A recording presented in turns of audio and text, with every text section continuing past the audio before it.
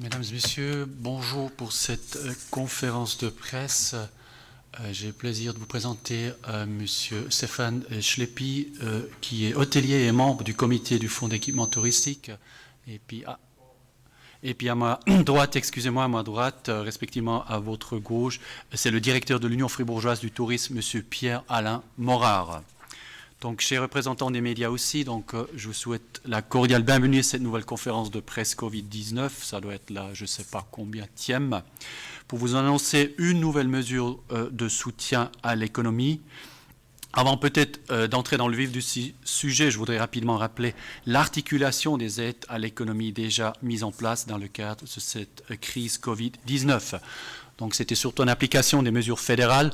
Le service public de l'emploi, il a enregistré et traité plus de 5500 demandes de RHT, donc de réduction d'horaire de travail.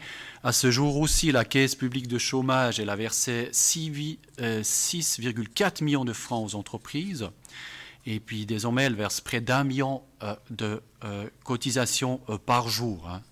Son côté aussi, la promotion économique, elle a également ouvert une hotline pour orienter les demandes de prêts cautionnés qui ont été mis à disposition par la Confédération.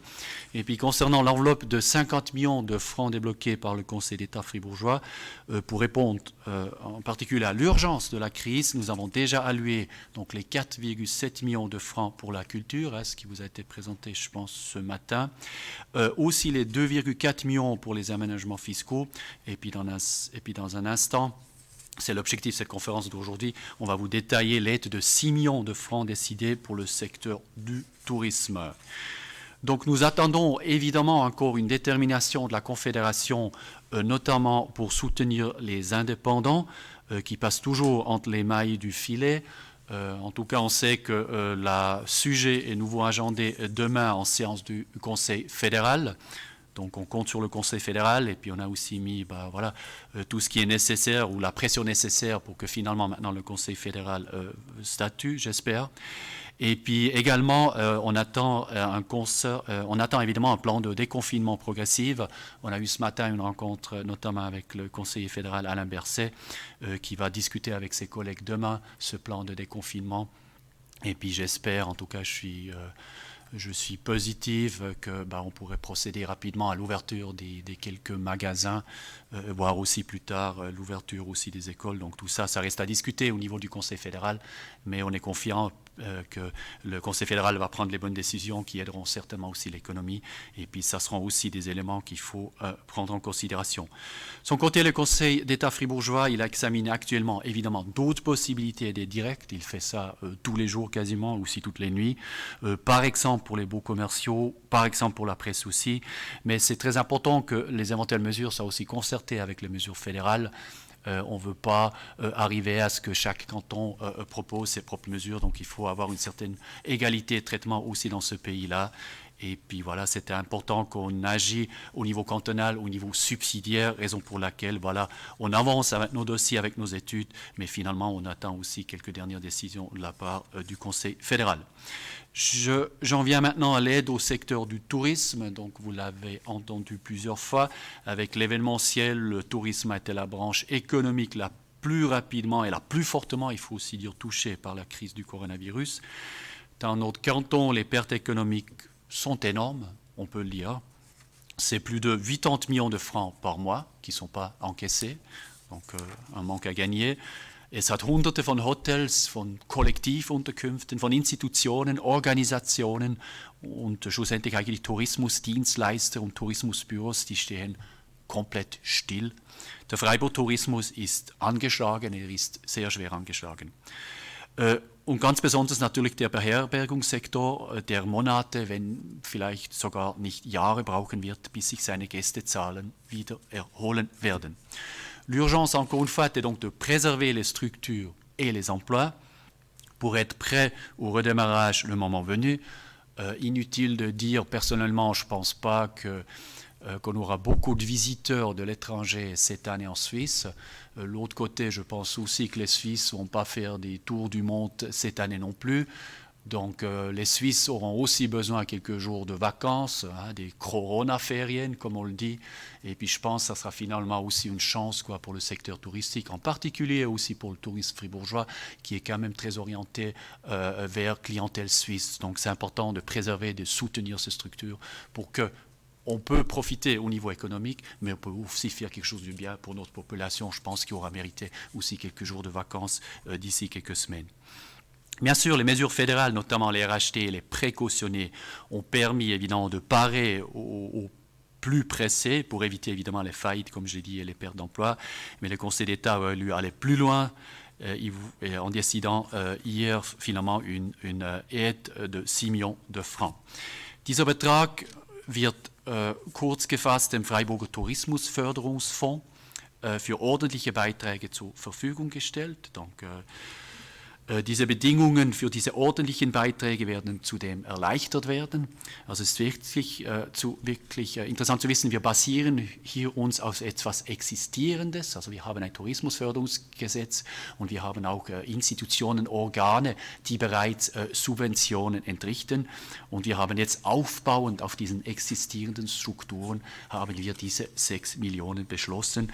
Das erleichtert unseren Kunden, aber natürlich auch uns selber, unsere Arbeit. Wie gesagt, dieser Tourismusförderungsfonds, der existiert bereits seit 40 Jahren und unterstützt Infrastrukturprojekte im Kanton.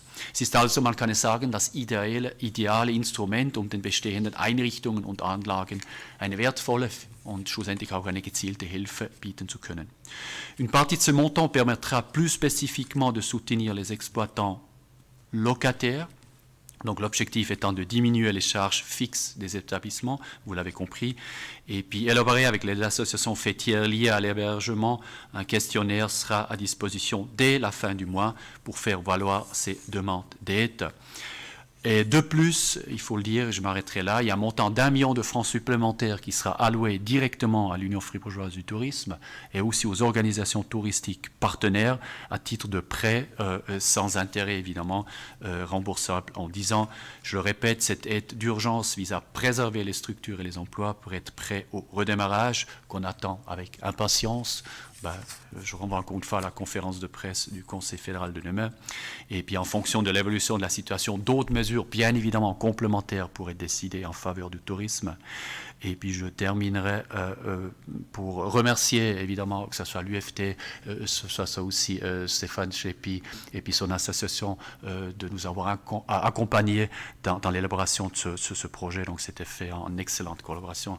Et messieurs, je vous remercie à vous et puis à vos personnes qui sont derrière. Et puis j'ai maintenant le plaisir de passer directement la parole au directeur de l'UFT, monsieur Pierre-Alain Morard. Merci beaucoup.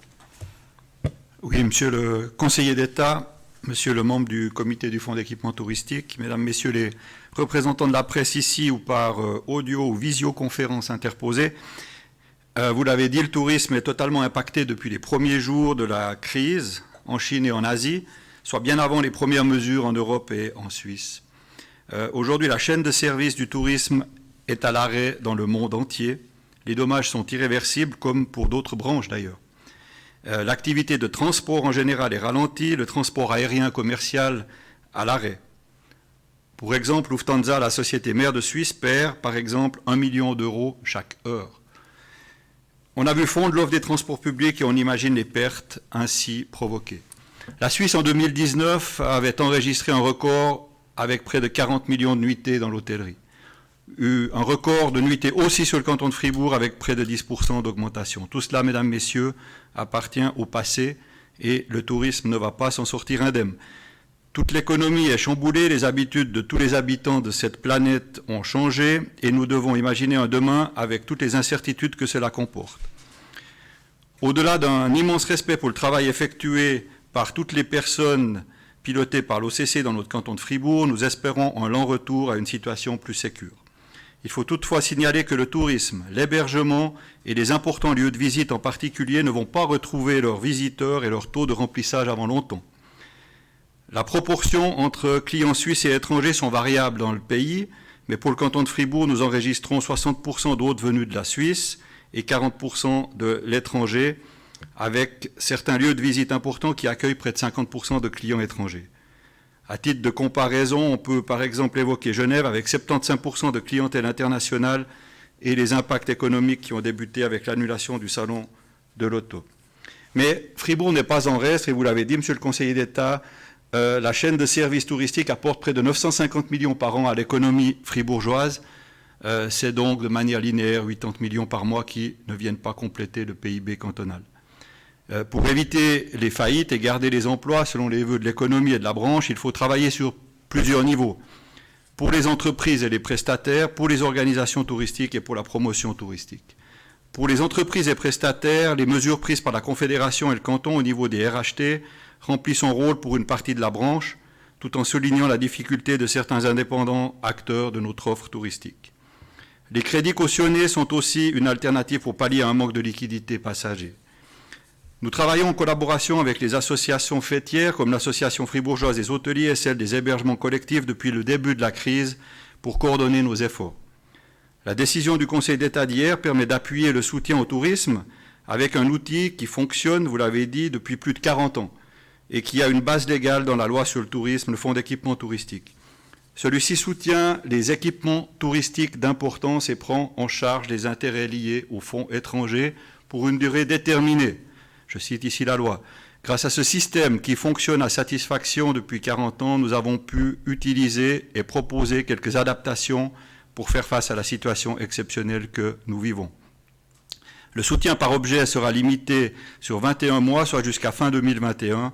Le comité du Fonds d'équipement touristique étudiera chaque demande avec une plateforme qui sera opérationnelle à la fin du mois d'avril et proposera les différents dossiers en séance plénière en mai. Le but est de pouvoir intervenir avant la prochaine échéance des intérêts hypothécaires de fin juin 2020. Deux exemples de soutien pour illustrer ce qui a été décidé. C'est toujours bien d'avoir quelques exemples pratiques. Un hôtel de 150 lits qui a un crédit hypothécaire de 4 millions à un taux de 1,8%. Le fonds d'équipement touristique va intervenir pour un montant correspondant à l'intérêt hypothécaire durant 21 mois, soit du 1er avril 2020 au 31 décembre 2021. Le montant de soutien dans cet exemple serait de 126 000 francs. Et puis une colonie, nous avons beaucoup d'hébergements collectifs aussi dans ce canton, qui aurait 60 lits et un crédit auprès d'une banque de 1 million à 2,5%. Le fonds d'équipement touristique interviendrait pour un montant correspondant à cet intérêt hypothécaire aussi durant 21 mois, et le montant du soutien dans cet exemple serait de 43 750 francs. Exceptionnellement, l'aide ordinaire, et cela a été dit, pourra être élargie à une prise en charge d'une partie du loyer pour les locataires exploitants d'hébergement, mais à des conditions bien précises. Il s'agira d'avoir obtenu un geste du propriétaire, d'avoir sollicité un précautionné et de justifier une diminution de l'activité d'hébergement entre mars et mai 2020. Ces critères remplis, l'aide pourra être accordée pour 12 mois maximum. Pour les organisations touristiques, les structures, l'Union fribourgeoise du tourisme, les organisations touristiques régionales et les offices du tourisme locaux, les budgets cumulés de ces structures représentent près de 13 millions de francs. Et si plus de 5,5 millions sont apportés par les fonds publics, les autres 7,5 millions sont des revenus propres, dont la taxe de séjour payée par les hôtes. Les taxes de séjour commerciales prélevées dans les hébergements vont bien évidemment chuter et il ne sera pas possible de diminuer les charges dans les mêmes proportions malgré les RHT. C'est pour cela que l'UFT va obtenir un prêt remboursable sur 10 ans de 1 million pour faire face au manque de liquidité potentiel des organisations touristiques. Nous devrons continuer à informer, renseigner et coordonner la promotion de notre canton et de nos destinations vers l'extérieur. Le projet de mutualisation des services de nos organisations est en cours, et cela a été dit il y a quelques minutes par le conseiller fédéral Guy Parmelin dans le cadre de son discours au monde touristique. Il faudra alléger l'administration, intensifier la digitalisation et travailler ensemble. Regrouper nos forces au plus vite et avoir une vision de notre avenir touristique deviennent urgents et nous continuons nos travaux pour mettre en consultation la nouvelle loi sur le tourisme dans les prochains mois. Il sera aussi fait appel aux réserves des différentes structures touristiques pour faire face à cette diminution de revenus. Enfin, pour la promotion touristique, une partie de nos actions sont réalisées en collaboration avec Suisse Tourisme. Encore une fois, Monsieur le conseiller fédéral s'est exprimé il y a quelques minutes. à l'attention de toute la branche touristique. Les perspectives sont sombres, mais à l'image du slogan de Suisse Tourisme « Dream now, travel later », il faut de manière concertée évaluer un plan de reprise. C'est pour cela que l'ensemble des fêtières liées au tourisme et la conférence des directeurs des 13 régions touristiques de Suisse demandent au SECO un soutien pour permettre au tourisme de se relever progressivement de cette crise. Cette alliance du tourisme suisse demande une aide exceptionnelle pour les actions 2021 réalisées par Suisse Tourisme et pour lesquelles leur cofinancement atteint annuellement un montant de l'ordre de 27 millions. Ce cofinancement des régions, prestataires et destinations n'est possible que si leur situation financière le permet, ce qui sera très improbable. Un plan de relance est aussi à l'étude, mais il fera l'objet d'autres mesures qui devront évidemment attendre, la priorité restant à ce stade la situation sanitaire. La cohésion de la branche est primordiale pour se relever. Je profite ici de remercier le Conseil d'État pour cette aide d'urgence et vous assure ici que le comité du Fonds d'équipement touristique mettra tout en œuvre pour analyser les demandes de manière professionnelle et prendre toutes les mesures utiles pour garantir une bonne gestion et une équitable répartition des montants complémentaires alloués. Et pour illustrer la situation dans l'hôtellerie en particulier, je vais passer la parole à Stéphane Schleppi, hôtelier et membre du comité du Fonds d'équipement touristique. Monsieur le conseiller d'État, monsieur le directeur, mesdames et messieurs, avant toute chose, j'aimerais remercier moi aussi le Conseil d'État qui a su réagir très rapidement et amener une solution sur la table pour cette branche qui est effectivement en grande difficulté. Nous sortions d'une année 2019 excellente, record. Les mois de janvier et février 2020 étaient excellents, en ligne avec l'année 2019. Et puis patatras, nous arrive cette chose terrible que ce virus. Pour illustrer les choses, rien de tel que de parler de chiffres réels, alors j'ai imprimé ce matin 2 rapports. Un rapport du mois de mars et un rapport du mois d'avril. Là, je parle d'un hôtel, pour ne pas le nommer l'hôtel Caillé, dont je m'occupe. Nous avons pu travailler jusqu'au 12 mars, plus ou moins normalement, puis ensuite ça a commencé à fléchir jusqu'à une fermeture des restaurants le lundi 16 mars.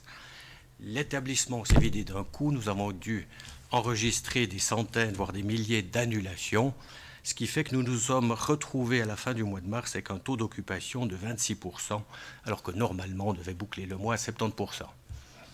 Si je passe au mois d'avril, j'ai imprimé aussi un rapport ce matin, alors c'est absolument dramatique. À ce jour, dans 14 jours, puisqu'il y a toujours un jour de décalage, nous affichons un taux d'occupation de 1,13%.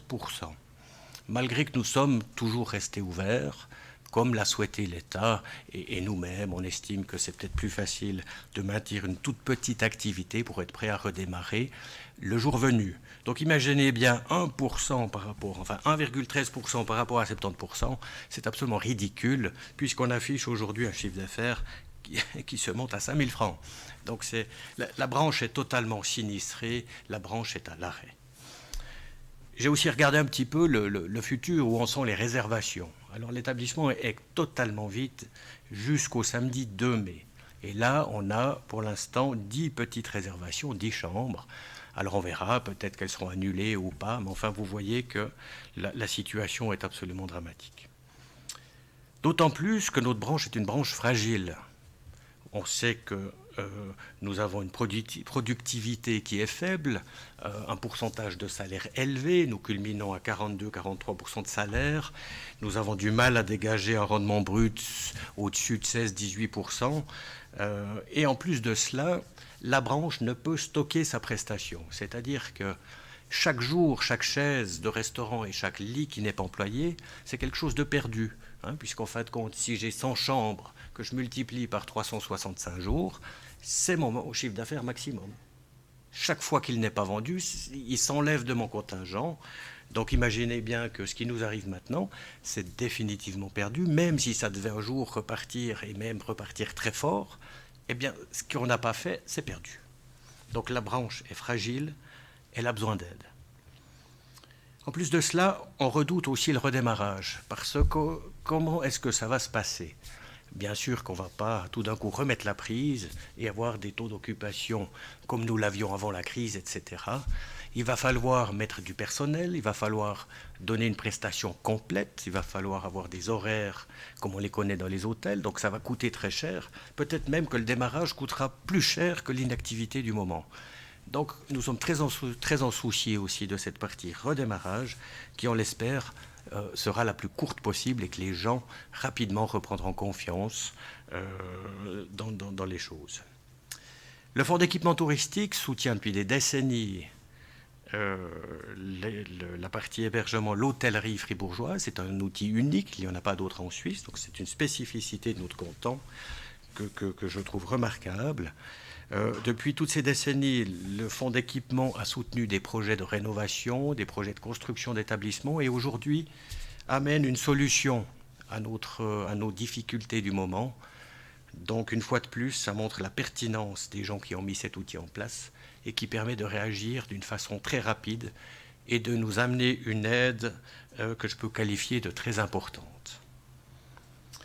D'autant plus que l'hôtellerie, la branche touristique est une branche transversale et qui implique bien entendu un nombre très important d'acteurs dans ce tissu économique du canton de Fribourg. Alors je termine là-dessus. Merci beaucoup au Conseil d'État encore une fois qui a su rapidement mettre une aide en place. Ça va énormément soutenir, aider la branche hôtelière et touristique. Merci. Merci beaucoup. Donc ça, c'était déjà la partie active, et puis on répond volontiers à vos éventuelles questions. Oui, Monsieur Doukas. Voilà. Une aide de 6 millions pour un secteur touristique qui perd actuellement 80 millions de francs par mois, ça paraît presque un petit peu dérisoire. Pourquoi 6 millions? Pourquoi pas 12 millions?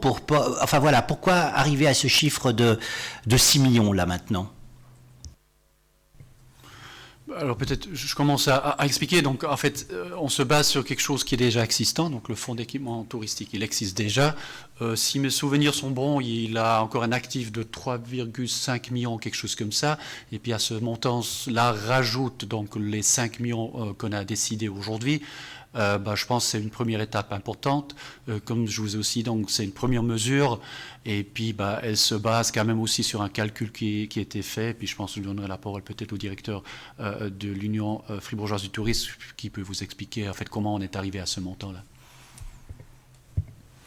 Oui, merci. Effectivement, c'est un montant qui correspond à la prise en charge d'intérêts de prêts hypothécaires. Aujourd'hui, c'est la base du fonds d'équipement touristique limité à 21 mois. On a fait une évaluation avec l'association des hôteliers et l'association des hébergements collectifs, qui sont les deux faîtières avec qui on a travaillé le plus étroitement pour déterminer en fait quel serait le montant estimé du soutien.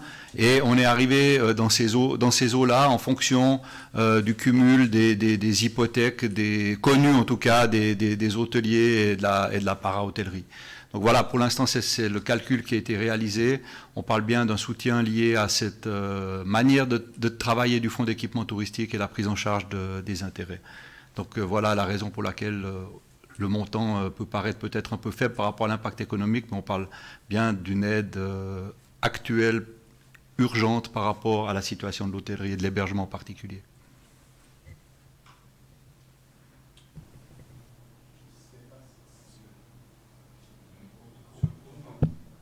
Voilà.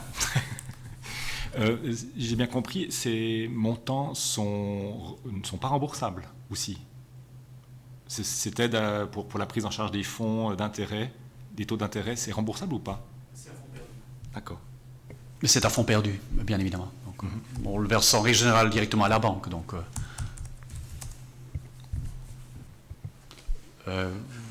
Juste par rapport à ça, excusez-moi, je vais être sûr d'avoir bien compris. Vous avez calculé en substance un peu le cumul des crédits hypothécaires à régler dans les 21 mois, c'est ça? Absolument. On a pris le nombre d'hôtels et puis on a fait une évaluation des grands hôtels, des hôtels moyens, des petits hôtels avec la dette hypothécaire qu'on pouvait connaître. Tous n'ont pas encore fourni leur chiffre exact, mais on a quand même une assez bonne connaissance du marché. On a fait la même chose pour la para-hôtellerie. Et puis, on espère qu'avec ce soutien, on arrivera déjà dans ce contexte-là du fonds d'équipement touristique à pallier à ces intérêts hypothécaires. Oui, vous nous dites que les pertes économiques sont estimées à plus de 80 millions de francs par mois. C'est un montant évidemment vertigineux. Mais comment a-t-on calculé ce montant? Alors je sais, il y a Gruyère, il y a Mora, mais est-ce qu'on s'est basé sur les déclarations d'impôts des différents acteurs, ou bien c'est des extrapolations de différents acteurs du tourisme qui disent, voilà ce que nous perdons actuellement? Comment est-ce qu'on est arrivé à ces 80 millions qui sont effectivement substantielles? Alors on va peut-être plutôt parler des 960 millions globaux annuels, les 80 millions étant 960 divisé par 12, et de manière linéaire. Mais en fait, il y a une étude d'impact économique du tourisme qui a été réalisée il y a 4 ans sur la demande de 2 députés qui avaient déposé un postulat, c'était Mme Gobet et M. Hunziker. Et en fait, la réponse à ce postulat incluait l'impact économique du tourisme à l'échelle du canton, et le chiffre de 960 millions est articulé dans cette étude d'impact. On a repris en fait ce montant qui colle assez bien en fait avec la réalité de l'ensemble des effets directs, indirects et induits du tourisme, on est bien d'accord. Et c'est pour montrer quand même l'importance, même si elle est assez dispersée dans ce canton, et pas toujours forcément reconnue de la même manière en fonction des endroits et des sites, mais le tourisme a un impact important dans ce canton, et ces chiffres sont en fait la résultante de cette étude d'impact qui a été faite dans le cadre de ce postulat. Peut-être si vous permettez, donc vous avez raison de dire, il y a inadéquation entre les 80 millions et puis là les 5 millions qu'on va offrir, mais voilà, il faut comparer ce qui est comparable. Donc ça, c'est une aide donc directe, non remboursable. De l'autre côté, vous avez un chiffre d'affaires. Donc l'État ne va jamais compenser un chiffre d'affaires global total, tout en rappelant encore une fois, par exemple, cette branche bénéficie aussi en fait de la RHT. Puis dans le cas de la RHT, on paye quand même encore une fois 80% des salaires en fait du personnel. Et puis en plus de ça, il y a encore des crédits qu'on peut aller chercher à un taux très intéressant, donc un taux de 0% jusqu'à 2 millions. Donc voilà, il faut comparer cette manière-là.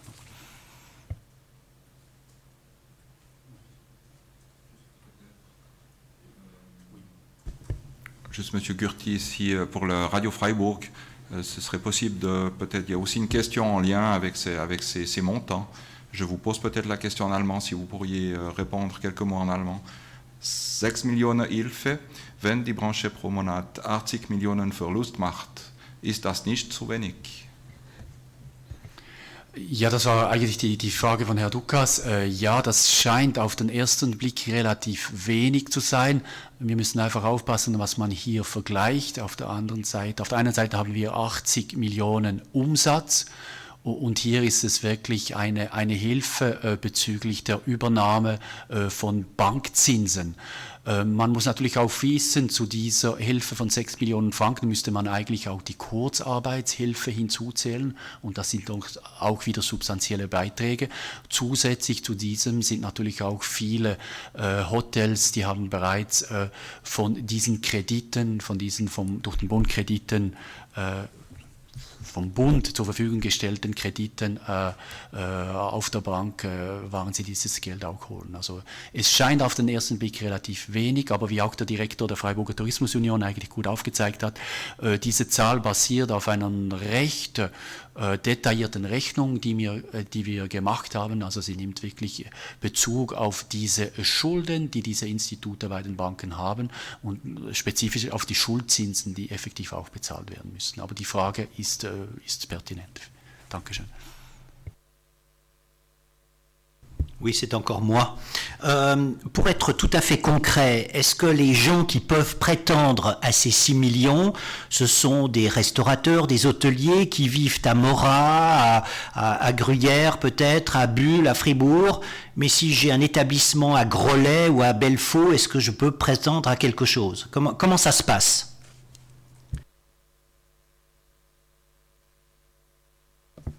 Pardon. Le fonds d'équipement touristique est ouvert à tout investissement lié vraiment au tourisme. En fait, il y a des hôtels dans ce canton qui ne sont pas sur les pôles touristiques et qui marchent très bien. Et ces hôtels auront autant droit à cette aide que celui qui est sur un pôle touristique. On va malgré tout analyser, et c'est pour ça qu'on va prendre un certain temps, parce que la prochaine échéance des taux hypothécaires des dettes sera à fin juin.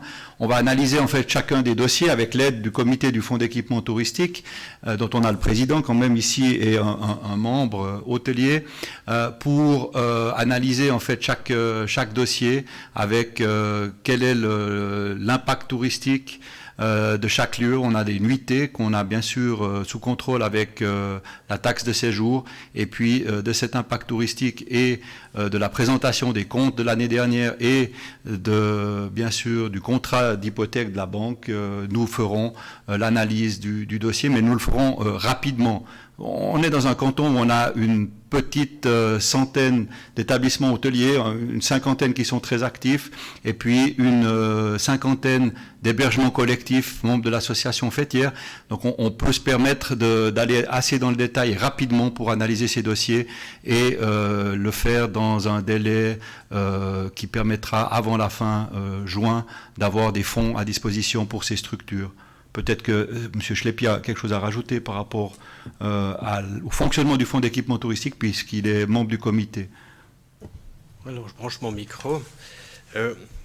Comme je l'ai dit tout à l'heure, c'est vrai que ce fonds permet de maintenir d'une façon traditionnelle la capacité d'investissement, de rénovation des maisons. Donc c'est un outil qui est fondamental dans le fonctionnement de l'hôtellerie fribourgeoise. Peut-être juste une remarque par rapport à ces 80 millions versus ces 6 millions. On parle de 80 millions de chiffre d'affaires, comme l'a dit le conseiller d'État Curti. Après, l'hôtelier, lui, doit calculer ses coûts fixes. Et c'est vrai que si on pense que les salaires sont couverts en grande partie par les RHT et qu'ensuite de cela, ce que je peux appeler le loyer serait pris en charge pendant un moment, ça nous ramène à des coûts fixes qui sont, je dirais, supportables.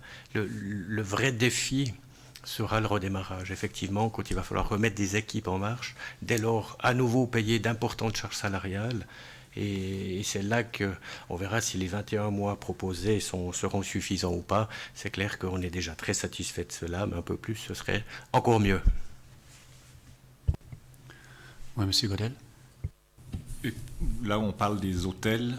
Qu'en est-il des institutions comme par exemple les musées, le château de Gruyère, la trottinette de Molaison, le toboggan, je sais pas qu'on appelle ça, du lac Noir, les remontées mécaniques qui font partie aussi du tourisme, est-ce qu'elles recevront une aide ? Alors je peux peut-être commencer. Encore une fois, l'idée que c'était, on se base sur un système existant, donc c'est de loi sur le tourisme, fonds d'équipement touristique, et puis donc tous les organes que vous venez de citer qui ont pu bénéficier de ce qu'on appelle cette aide directe, ben voilà, ils pourront aussi bénéficier de cette aide supplémentaire, tout ça. Donc vous avez cité plusieurs exemples. Oui, je pense tout ce que vous avez cité est éligible. Par contre, et puis ça répond partiellement aussi à la question de M. Lucas, les restaurants n'y font pas partie. Donc les restaurants, jusqu'à présent, ils n'ont pas pu bénéficier, par le biais de cette loi sur le tourisme, d'une aide directe. Et puis on va maintenir ce principe tout en sachant que c'est tout un autre chantier. On s'en occupe. J'ai dit en début de mon intervention, on se penche aussi sur une éventuelle aide pour les baux commerciaux. Et puis les restaurants, le cas échéant, ça sera traité dans ce cadre-là. Donc.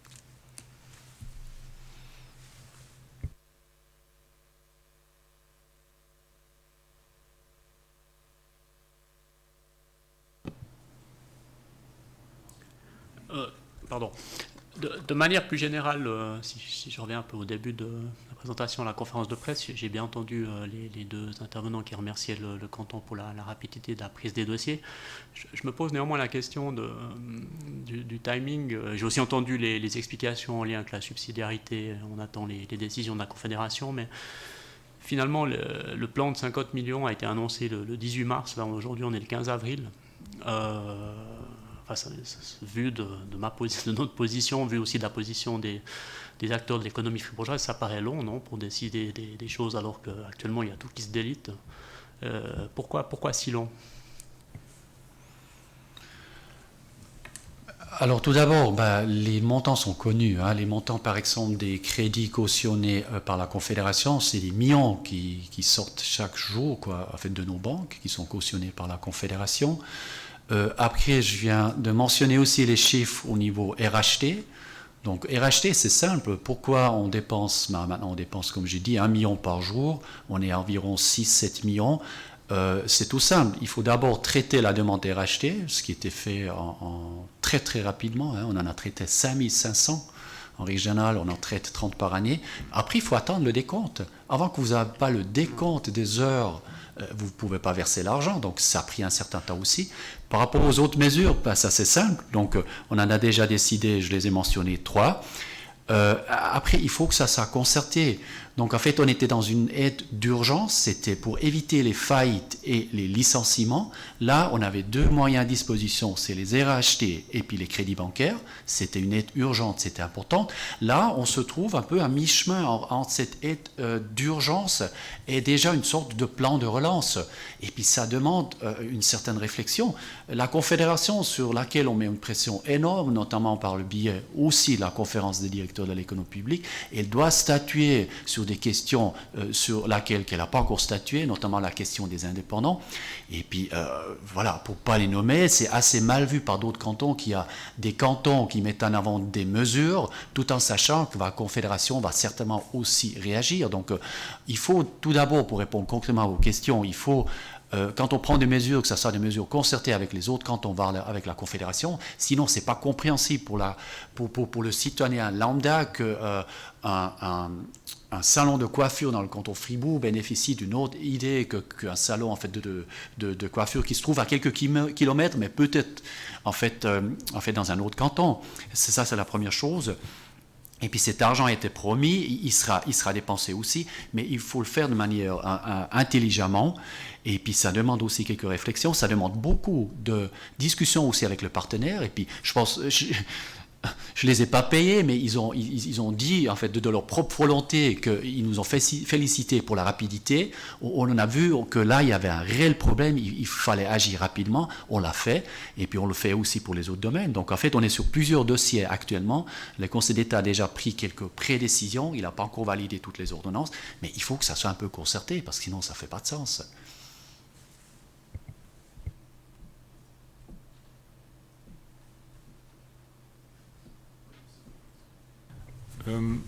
Est-ce qu'on arrive à déjà estimer les dégâts durables? Est-ce qu'on sait déjà s'il y aura des faillites, s'il y a des entreprises plus fragiles, des secteurs plus fragiles? Est-ce qu'on arrive déjà à estimer la casse? Alors je peux bien donner quelques éléments par rapport aux établissements dont je m'occupe. Heureusement, notre situation était saine avant la crise, donc il n'y aura pas faillite. Par contre, c'est vrai que la branche va prendre énormément de retard. L'état du parc hôtelier est fondamental. Et c'est vrai que malheureusement sur le canton de Fribourg, on a certainement un petit retard au niveau des investissements. Nous avons aussi un retard par rapport à la taille des établissements qui bien souvent seront trop petits pour avoir de la rentabilité. Donc il faut qu'il y ait des rassemblements d'établissements pour gagner en rentabilité ou des agrandissements. Et malheureusement, je pense que sur en tout cas une période de 3 à 4 ans, beaucoup d'investissements vont être freinés, voire supprimés, ce qui va donner un gros coup de frein à la branche.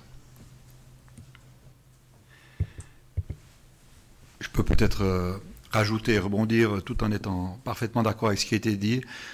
Si la question concernait aussi le tourisme au sens large, on est en contact hebdomadaire avec Suisse Tourisme depuis le début de la crise, depuis plus d'1 mois. Il y a encore eu aujourd'hui une conférence avec l'intervention de la nouvelle présidente de Suisse Tourisme, Mme Gadiente et M. Parmelin. En fait, le tourisme mondial est à l'arrêt et en fait l'effet domino risque vraiment d'avoir des effets dramatiques dans le monde. Et on parle aujourd'hui de possible grounding de compagnies aériennes, on parle de possible grounding de compagnies ferroviaires. Alors, tout étatisé, ça sera peut-être une des solutions, mais on n'y arrivera pas à un rythme suffisamment rapide pour qu'il y ait une reprise en fait, de l'activité touristique. Alors, le seul côté qu'on peut tirer encore positif de cette crise, c'est qu'on est dans le canton de Fribourg, on a une clientèle suisse qui adore notre canton, qui représente déjà 60% de la clientèle, mais les grandes villes de Suisse, j'ai cité Genève tout à l'heure, qui a un petit 20% de clientèle suisse, vont bien évidemment encore souffrir différemment. Et puis quand il y a une partie du pays qui souffre touristiquement, il y a tout le pays qui va souffrir. En l'occurrence, c'est le monde qui souffre. Et je pense que là, il va y avoir effectivement des dégâts. Et la solidarité de la branche sera importante, la créativité peut-être aussi. Et puis, il y aura des besoins certainement en soutien complémentaire, mais on en parlera dans un deuxième temps.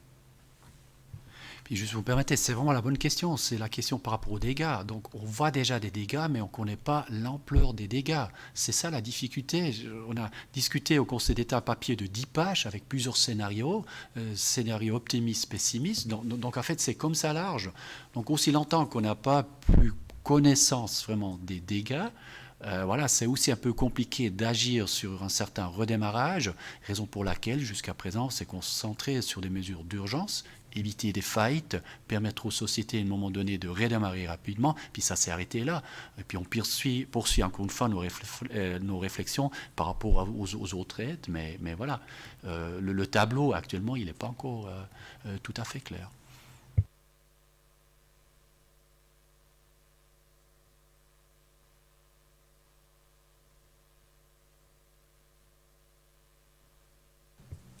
Très bien, donc. Plus de questions. En tout cas, je vous remercie beaucoup de votre intérêt, beaucoup aussi pour vos questions pertinentes, et puis au plaisir de vous revoir prochainement pour une nouvelle annonce. Merci beaucoup, un bon après-midi, et puis portez-vous bien. Merci. Merci.